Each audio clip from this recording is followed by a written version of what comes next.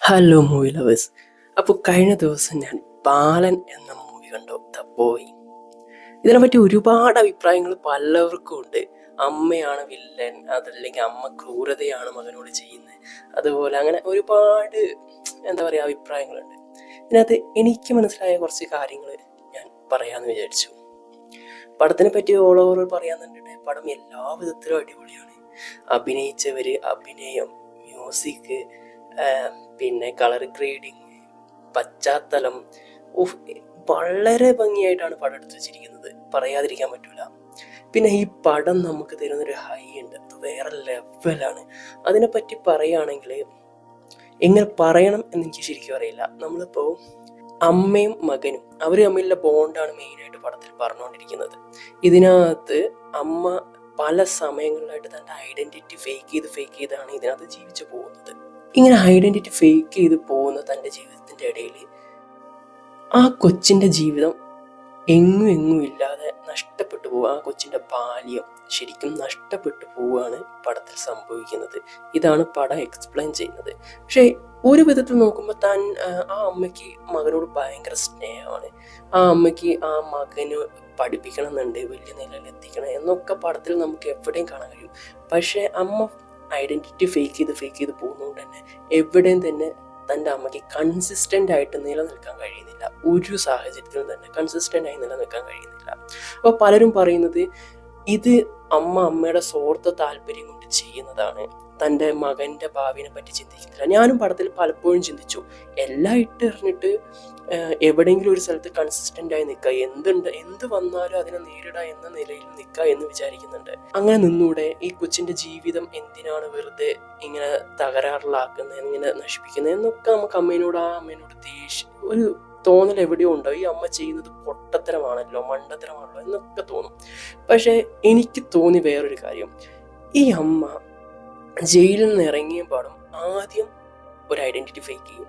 അത് കഴിഞ്ഞിട്ട് വളരെ സിമ്പിളായിട്ട് അടുത്ത ഐഡൻറ്റിറ്റി ക്രിയേറ്റ് ചെയ്യും.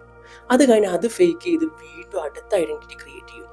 ഇതിൽ നിന്ന് മനസ്സിലാവുന്ന ഒരു കാര്യം, എനിക്ക് മനസ്സിലായ ഒരു കാര്യം എന്താണെന്ന് വെച്ച് കഴിഞ്ഞാൽ, ഈ സ്ത്രീ ജയിലിൽ പോകുന്നതിന് മുമ്പും ഈ സെയിം പരിപാടി വളരെ സിമ്പിളായി ചെയ്തിട്ടുണ്ട്. കാരണം ഒരു തുടക്കക്കാരിനെ പോലെ അല്ല അവൾ എവിടെയും തന്നെ അവളുടെ ഐഡൻറ്റിറ്റി ക്രിയേറ്റ് ചെയ്യുന്നതും അവളുടെ ഐഡൻറ്റിറ്റി ഫേക്ക് ചെയ്യുന്നതും. അവൾ ഫേക്ക് ചെയ്യുന്നത് വളരെ എക്സ്പീരിയൻസ്ഡ് ആയിട്ടാണ്. പടം തുടങ്ങിയത് മുതൽ അവസാനം വരെ അവൾ എത്രത്തോളം ഐഡൻറ്റിറ്റി ഫേക്ക് ചെയ്യുന്നു വളരെ പ്രൊഫഷണൽ ആയിട്ടാണ് അവൾ ചെയ്യുന്നത്. സോ അവൾ ഇതിനു മുമ്പും ഈ പരിപാടി ചെയ്തുകൊണ്ടേയിരുന്നതാണ്. അതുകൊണ്ട് തന്നെ എനിക്കൊരു പക്ഷേ തോന്നിയത്, അവൾക്കൊരു മകനുണ്ടായ സ്ഥിതിക്ക് അവന് ആ മകനോട് വളരെ സ്നേഹമുണ്ട്, പുതിയൊരു ജീവിതം തുടങ്ങണം എന്നൊക്കെ ഉണ്ട്. പക്ഷെ അവളുടെ പാസ്റ്റ് ഭയങ്കര നിഗൂഢമായ അവളുടെ ആ പാസ്റ്റ് അവൾ കഥയിൽ എവിടെയും പറഞ്ഞ ഒരു കഥയായിട്ട് സാമ്യം വരാൻ യാതൊരു സാധ്യതയില്ല. ഒരു തവണ അവൾ പറയുന്നുണ്ട് തൻ്റെ ഭർത്താവ് വെള്ളപ്പാച്ചിലിൽ മരിച്ചുപോയി, വേറൊരു സ്ഥലത്ത് പറയുന്നത് തൻ്റെ ഭർത്താവിന് താൻ കൊന്ന് ജയിലിൽ പോയി എന്നൊക്കെ. പക്ഷെ ഇത് രണ്ടും ആവാനുള്ള സാധ്യത ഒരിക്കലുമില്ല. കാരണം എന്താണെന്ന് വെച്ചാൽ അവൾ അത്രയും പ്രൊഫഷണൽ ലെവലിലാണ് അവളുടെ ഐഡൻറ്റിറ്റി ഫേക്ക് ചെയ്തുകൊണ്ടേയിരിക്കുന്നത്. സോ അവൾക്ക് വലിയൊരു ക്രിമിനൽ ബാക്ക്ഗ്രൗണ്ട് ഉണ്ട്. അവളെ ഇനിയും മറ്റു പോലീസുകാരോ മറ്റു ക്രൈമിൻ്റെ പേരിൽ ഇനിയും നിയമ നടപടികൾ അവളെ തേടി എത്തും എന്ന ഉറപ്പ് അവൾക്കുണ്ട്. ആ സമയത്ത് അവൾക്ക് അതിൽ നിന്നെല്ലാം രക്ഷപ്പെടണം. അവൾക്ക് തൻ്റെ മകനും ഒത്തൊരു നല്ല ജീവിതം ഉണ്ടാക്കിയെടുക്കണം. അതിനുവേണ്ടി അവൾ അറ്റം വരെ പോകും. അതാണ് പടത്തിലൊട്ടുനീളം കണ്ടിരിക്കുന്നത്. So it's all about her past. അമ്മയുടെ പാസ്റ്റാണ്. ആ നിഗൂഢമായ പാസ്റ്റ് നമ്മൾ ആരും അറിഞ്ഞിട്ടില്ല. ഷീ ഈസ് എ പ്രൊഫഷണൽ എന്തോ ആണ്. സോ അതാണ് എനിക്ക് മനസ്സിലായിട്ടുള്ളത്. സോ ഇപ്പം ശരിക്കും അവളുടെ നിസ്സഹായ അവസ്ഥയാണ്. തനിക്ക് സ്നേഹിക്കാൻ ഒരു മകനെ കിട്ടിയിട്ട് ആ മകനെ നിലനിർത്താൻ അവളുടെ പാസ്റ്റ് അനുവദിക്കുന്നില്ല. സോ ആ ഒരു നിസ്സഹായ അവസ്ഥയിൽ അവൾ മുന്നോട്ട് പോകുന്നതാണ് പടം. പിന്നെ ഞാൻ പലയിടത്തും കണ്ടു, അവസാനം ബാലൻ്റെ പ്രാന്താശുപത്രിയിൽ നിന്നും അവനെ എവിടെയാണോ അവൻ്റെ അമ്മ നിർത്തിയിട്ട് പോയത് അങ്ങോട്ടുള്ളൊരു ഓട്ടമുണ്ട്.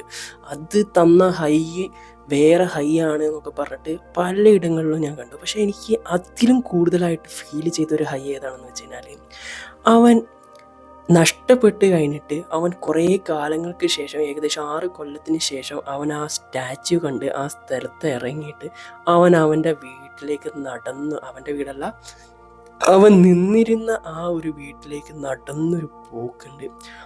എനിക്ക് ഏറ്റവും ഹൈ ആയി തോന്നിയത് ആ ഒരു പോക്കാണ്. അതിനെപ്പറ്റി ഞാൻ എക്സ്പ്ലെയിൻ ചെയ്യാന്നുണ്ടെങ്കിൽ എനിക്ക് എങ്ങനെ എക്സ്പ്ലെയിൻ ചെയ്യണമെന്ന് അറിയില്ല. എൻ്റെ വീടും എൻ്റെ സ്കൂളും തന്നെ അടുത്തടുത്താണ്. അതുകൊണ്ട് തന്നെ എനിക്ക് ആ ഒരു ഫീൽ ഇതുവരെ എൻ്റെ ജീവിതത്തിൽ ഉണ്ടായിട്ടില്ല. അതായത് ഞാൻ എത്ര കാലം കഴിഞ്ഞിട്ട് എൻ്റെ സ്കൂളിലേക്ക് പോയാലും, ഇനി അതേപോലെ എൻ്റെ സ്കൂൾ വിട്ട് വീട്ടിലേക്ക് പോകുന്ന റോഡിൽ കൂടെ പോയാലും എനിക്ക് ആ ഒരു ഫീൽ കിട്ടില്ല. കാരണം എന്നും കാണുന്ന സ്ഥലം, എന്നും ഇടപഴകുന്ന റോഡുകൾ, വഴികൾ. പക്ഷെ അങ്ങനെ ഒരു എക്സ്പീരിയൻസ് നിങ്ങൾക്ക് കിട്ടണോ? ഈ പടം കണ്ടാൽ മതി. അതായത് നിങ്ങളൊരു 1ാം ക്ലാസ് 2ാം ക്ലാസ് സമയം നിങ്ങളൊരു സ്കൂളിലാണ് പഠിച്ചത്. അതിന്ന് കഴിഞ്ഞിട്ട് നിങ്ങൾ അവിടെ നിന്ന് മാറിപ്പോയി. പിന്നീട് ഒരു 5-6 കൊല്ലത്തേക്ക് അല്ലെങ്കിൽ ഒരു 10 കൊല്ലത്തേക്കൊന്നും നിങ്ങൾ ആ പരിസരത്തേക്കേ പോയിട്ട്, ആ വഴിക്കേ പോയിട്ടില്ല, ആ പരിസരത്തേക്കേ പോയിട്ടില്ല. അങ്ങനെ ഒരു 10 കൊല്ലമൊക്കെ കഴിഞ്ഞ് നിങ്ങൾ നിങ്ങളുടെ സ്കൂളിൽ പോയ വഴി കൂടെ നടന്നു പോകുമ്പോൾ നിങ്ങൾക്കൊരു നൊസ്റ്റാൾജി കിട്ടാനുണ്ട്. ഈവൻ അത് വീടിൻ്റെ അടുത്ത് സ്കൂളിലുള്ളവർക്കോ എന്നും അതിലെ പോകുന്നവർക്കോ ആ നൊസ്റ്റാൾജി ഒരിക്കലും കിട്ടൂല. പക്ഷേ ഈ പടം നിങ്ങൾ കാണുകയാണോ, നിങ്ങൾക്ക് ആ സെയിം എക്സ്പീരിയൻസ് എന്താണോ അതവിടെ കിട്ടും. ആ ബാലൻ 6 കൊല്ലങ്ങൾക്ക് ശേഷം ആ വഴിയിലൂടെ നടന്നു പോകുമ്പോൾ ആ ക്യാരക്ടർ എന്താണോ ഫീൽ ചെയ്യുന്നത്, ആ സാധനം അതുപോലെ എടുത്ത് ആ പടം കാണുന്ന ഓരോരുത്തരുടെ ഉള്ളിലും കൊണ്ടുവെക്കാൻ ഈ പടത്തിന് കഴിഞ്ഞിട്ടുണ്ട്. അതാണ് ഒരു പടത്തിൻ്റെ വിജയം. So thank you for watching Balan. ഈ പടം കണ്ടു കഴിഞ്ഞിട്ട് എനിക്ക് മെയിനായിട്ട് തോന്നിയത് തിയേറ്റർ എക്സ്പീരിയൻസ് മിസ് ചെയ്തല്ലോ എന്നാണ്. എനിക്ക് തിയേറ്റർ എക്സ്പീരിയൻസ് മിസ് ചെയ്തു. അതേപോലെ ഈ പടം ഫോണിലിരുന്ന് കാണുമ്പോൾ ഈ ഒരു എഫക്റ്റ് ആണെങ്കിൽ തിയേറ്ററിലിരുന്ന് കണ്ടവർക്ക് എന്തായിരിക്കും കിട്ടിയിട്ടുണ്ടാവുക?